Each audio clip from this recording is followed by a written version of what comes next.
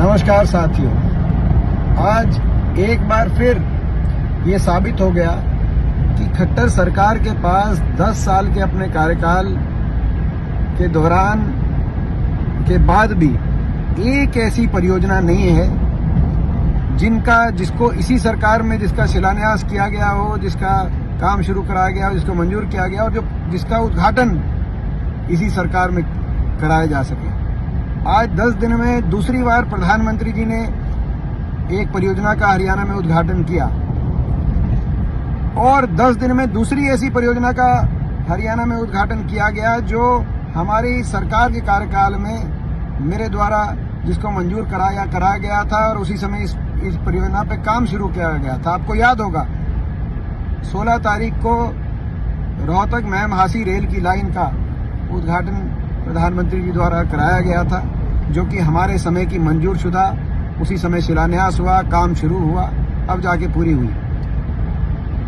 उसी प्रकार से आज झज्जर के देवरखाना गांव में केंद्रीय योग व प्राकृतिक शिक्षा प्राकृतिक चिकित्सा अनुसंधान संस्था का उद्घाटन प्रधानमंत्री जी द्वारा कराया गया। ये 2008 में मैंने मंजूर कराई थी। 2009 में जमीन स्थानांतरण कराकर इस पे कार्य शुरू हो गया था और इसकी बिल्डिंग भी 70-80% 2014 तक इसकी बिल्डिंग का कार्य भी लगभग काफी एडवांस स्टेज में पहुंच गया था और 2017-18 तक इसकी पूर्णतः बिल्डिंग कंप्लीट हो चुकी थी और पिछले 5 साल से तो उद्घाटन का भी समय खट्टर सरकार प्रधानमंत्री से ले नहीं पाई संस्था का।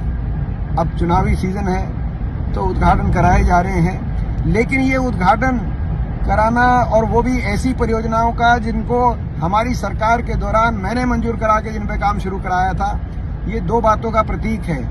पहली, इस सरकार की विकासहीन सोच, यानी कि आपके पास कुछ है ही नहीं, अपनी कोई एक भी परियोजना 10 साल में जो आपने पूरी कराई हो बड़ी, जिसका प्रधानमंत्री जी से फीता कटवा सको। और दूसरी, हमारे समय की जो विकासशील सोच थी, जिस सोच के साथ हरियाणा के कोने कोने में केंद्र सरकार की बड़ी परियोजनाएं आई थी, उनमें से बहुत सी परियोजनाएं हमारे समय पूरी हो गई थी, लेकिन जो पूरी नहीं हो पाई थी उन पे काम यदि शुरू हो गया था तो बहुत धीमी गति से काम कराया गया, जो 10 साल बाद आप उद्घाटन करा रहे हैं। और जहां कार्य शुरू नहीं हो पाया था तो ठंडे बस्ते में आपने उन परियोजना को पहुंचाने का काम किया, चाहे Indian national defence university Binola गांव की, चाहे महम का अंतर्राष्ट्रीय एयरपोर्ट हो, चाहे चारों तरफ मेट्रो का जो RRTS और मेट्रो रोहतक, पानीपत, सोनीपत, चारों तरफ मेट्रो का एक्सपेंशन होना था। आज तक एक खंबा मेट्रो का आपने कहीं आगे बढ़ाने का काम नहीं किया। चाहे वो यहीं जहां पे आपने आज प्रधानमंत्री जी से देवरखाना में केंद्रीय योग व प्राकृतिक चिकित्सा अनुसंधान संस्था का उद्घाटन कराया, उसके साथ एम्स 2 बाड़सा में 10 राष्ट्रीय संस्थान बनने थे, जिसमें नए राष्ट्रीय cancer institute, national cancer institute तो हमने डॉक्टर मनमोहन सिंह जी से फाउंडेशन स्टोन रखवा के काम शुरू करा दिया था, जो पूर्ण भी हो गया और जो प्रदेश के लोगों के बहुत की सेवा करने का काम कर रहा है वो संस्थान।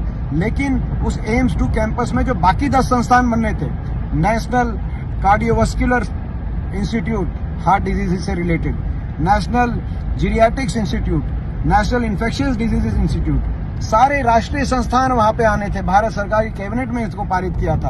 आपने उनमें से तो किसी एक का काम शुरू कराया नहीं। तो इस प्रकार के असंख्य प्रोजेक्ट्स जो हरियाणा से जिनको आपने वंचित रखा, खुद कोई नया प्रोजेक्ट आपने मंजूर कराया नहीं जो आज आप दिखा सकें 10 साल के बाद। हमारी प्रोजेक्ट्स को अब 10 साल के बाद चुनावी सीजन में उनका फीता कटवा रहे हैं मुख्यमंत्री जी, आप प्रधानमंत्री जी को बुला कर।